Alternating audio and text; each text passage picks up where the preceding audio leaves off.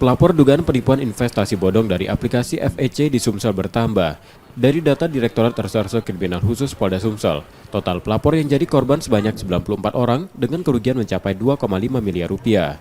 Kasus ini menyeret salah satu kepala dinas di Sumsel yang disebut korban salah satu mentor dari investasi itu. Selain tergiur keuntungan hingga 3 kali lipat, korban juga percaya karena investasi ini melibatkan salah satu pejabat yang sebelumnya mengikuti seminar pembekalan. Salah satu korban mengaku bergabung dalam investasi sejak 23 Agustus kemarin, dengan beberapa kali top up saldo investasi mencapai 70 juta rupiah dan melakukan penarikan deposit melalui aplikasi itu.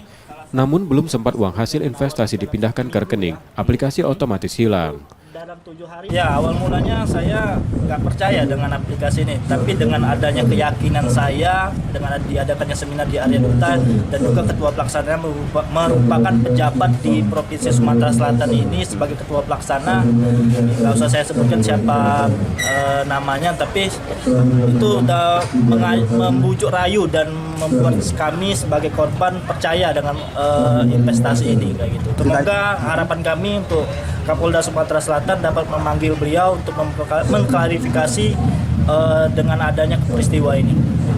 Karena kerugian saat ini mencapai sudah 1 miliar ya, yang di dalam ya sudah saya lihat data-datanya sudah ada 97 orang yang melapor dengan jumlah sekitar 1 miliar sudah. Kini polisi membuka posko pengaduan khusus kasus tersebut.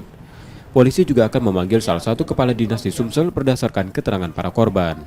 Reski Oktora, Muklas Diferensial, Kompas TV, Palembang, Sumatera Selatan.